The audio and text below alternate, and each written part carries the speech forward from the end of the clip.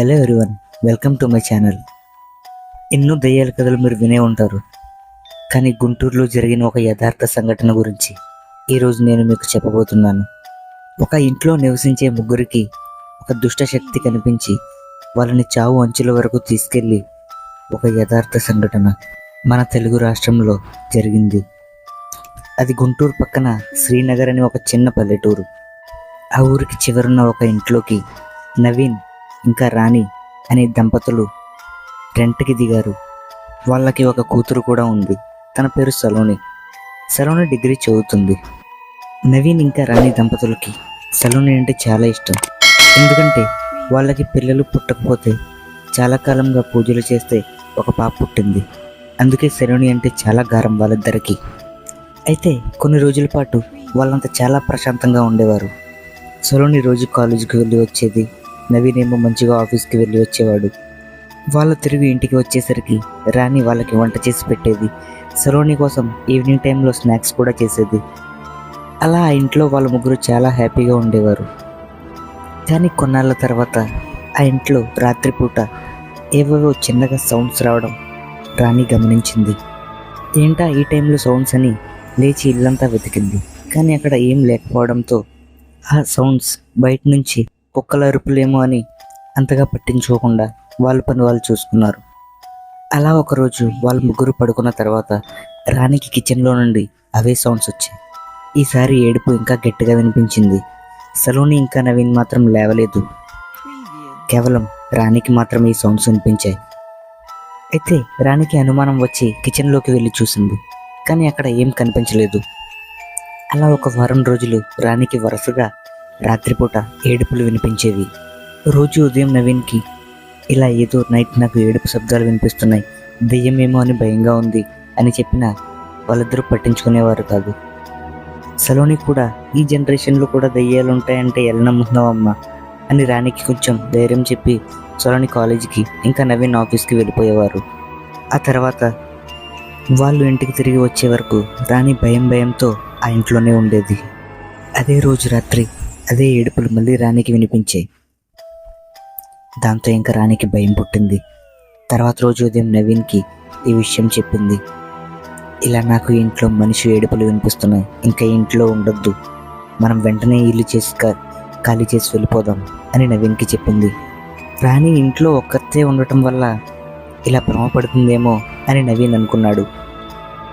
మళ్ళీ ఆ విషయం గురించి పెద్దగా పట్టించుకోకుండా ఆఫీస్కి వెళ్ళిపోయాడు. అలా ఒక 3 days గడిచింది. ఆ రోజు సలోని కాలేజ్కి వెళ్ళిపోయింది. ఆ రోజు ఈవినింగ్ కాలేజ్ అయిన తర్వాత తను బస్ మిస్ అవడంతో కాలేజ్ నుంచి ఇంటికి వచ్చేసరికి రాత్రి 8 అయిపోయింది. అప్పుడు ఇంటికి వచ్చి చూస్తే డోర్ లాక్ చేసి ఉంది. ఆ చుట్టుపక్కన వెతికితే ఒక పూల కుండీలో తాళం దొరికింది. ఆ తాళం తీసుకుని సలోని ఇంట్లోకి వెళ్ళింది. ఇంట్లోకి వెళ్ళాక ఫోన్ తీసుకుని వాళ్ళ డాడీకి కాల్ చేసింది. డాడీ, నన్ను వదిలేసి మీరు ఎక్కడికి వెళ్ళిపోయారు అని అడిగింది. ఇక్కడికే అమ్మా, అది షాప్ దగ్గరికి వచ్చాం అమ్మా, నేను కాసేపట్లో వచ్చేస్తాం, నువ్వు జాగ్రత్తగా ఉండు అని నవీన్ సలోనికి చెప్పాడు.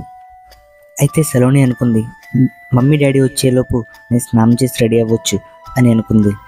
అప్పుడే సలోని బాత్రూంలోకి వెళ్ళింది స్నానం చేయడానికి. అప్పుడే పెద్ద సౌండ్స్తో పెద్ద ఉరుములు వచ్చి గట్టిగా వర్షం స్టార్ట్ అయింది. అప్పుడు సలోని బాత్రూంలో స్నానం చేస్తూ ఉండగా సడన్గా కరెంటు పోయింది. ఇల్లంతా చీకటి. ఇంట్లో కూడా ఎవరూ లేరు. సలోనికి కొంచెం భయం వేసింది.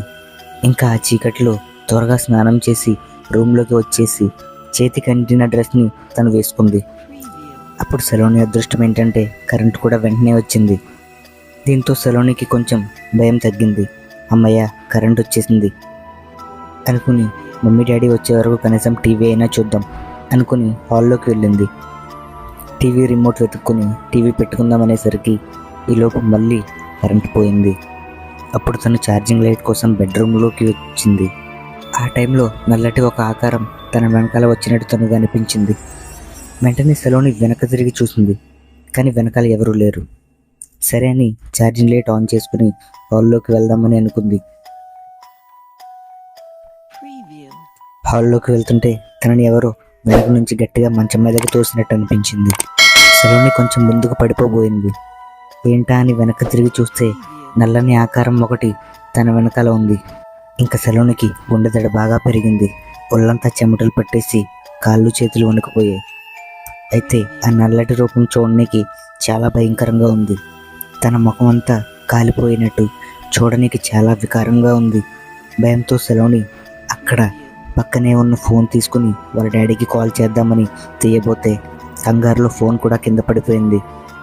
అయితే ఆ చీకట్లో తన ఫోన్ వెతుకుతూ ఉండగా వాళ్ళ అమ్మ రాణి సలోనికి కాల్ చేసింది. హలో అమ్మ, ఇక్కడ ఏదో జరుగుతుంది, నాకు చాలా భయంగా ఉంది, తొందరగా రండి అని అనేసరికి ఈలోపు కరెంట్ వచ్చేసింది. అమ్మయ్య అనుకుని ఫాస్ట్గా సలోని డోర్ దగ్గర వెళ్ళిపోయింది. డోర్ దగ్గర వాళ్ళ మమ్మీ డాడీ కోసం చాలాసేపు వెయిట్ చేసింది. అలా కాసేపటికి వర్షం తగ్గింది. వాళ్ళ మమ్మీ డాడీ వచ్చి డోర్ నాక్ చేశారు. సలోని వెంటనే డోర్ తీసి వాళ్ళ మమ్మీని పట్టుకుని ఏడ్చేసింది. నన్ను ఇంకెప్పుడు ఒంటరిగా వదిలి బయటకు వెళ్ళొద్దు, నాకు చాలా భయపడ్డాను అని గట్టిగా ఏడ్చింది. అసలు ఏం జరిగింది సలోని అని వాళ్ళ డాడీ అడిగారు. అప్పుడు సలోని జరిగిందంతా వాళ్ళ మమ్మీ డాడీకి చెప్పింది. నవీన్ ఇదంతా నమ్మలేదు, కానీ వాళ్ళ వైఫ్ రాణి మాత్రం ఇదంతా నమ్మింది. ఎందుకంటే తనకి ఆల్రెడీ ముందే ఇలాంటి ఏడుపులు వినిపించాయి. దాంతో ఇంట్లో ఏదో రూపం ఉందని చెప్తే రాణి వెంటనే నమ్మింది. అయితే కొన్నాళ్ళ తర్వాత సలోని తల్లి రాణి ఇంట్లో పనులు చేసుకుంటూ ఉండగా ఆ పనుల్లో పడిపోయి చాలాసేపు అయింది.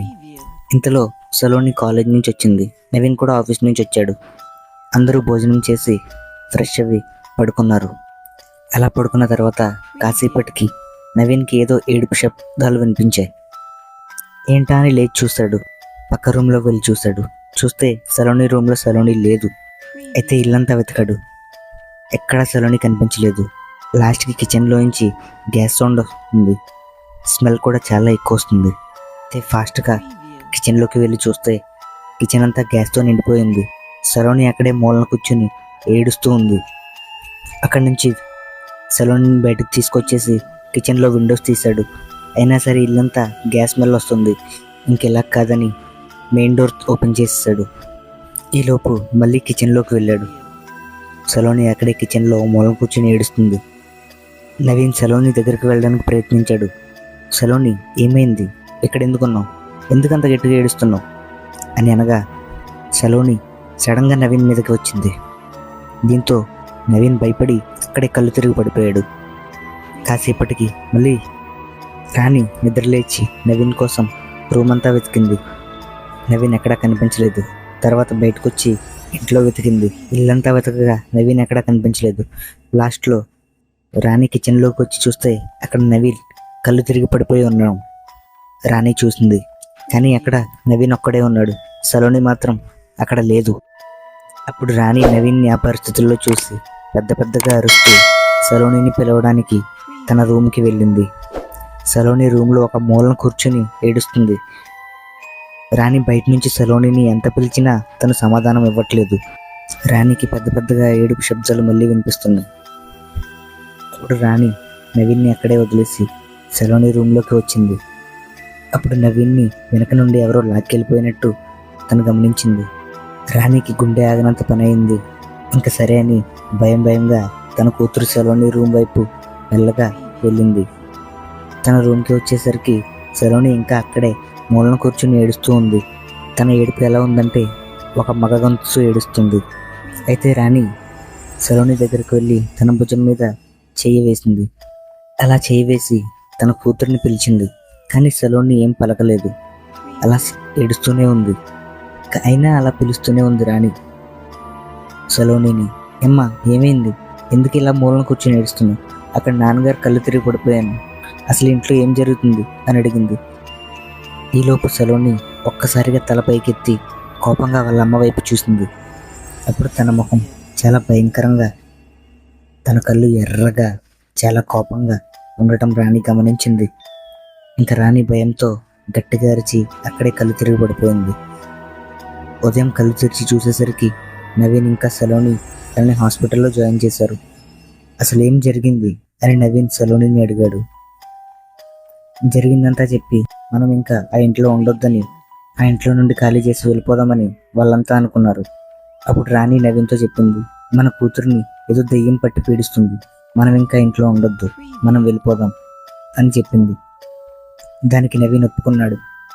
అలా హాస్పిటల్ నుంచి వెళ్ళిన తర్వాత ఒక వారం రోజుల తర్వాత నవీన్ ఇంకా రాణి ఆ ఇంటిని ఖాళీ చేసి అక్కడి నుంచి దూరంగా వెళ్ళిపోయారు. I got my name, my girl about a twin. She fuck her in the place.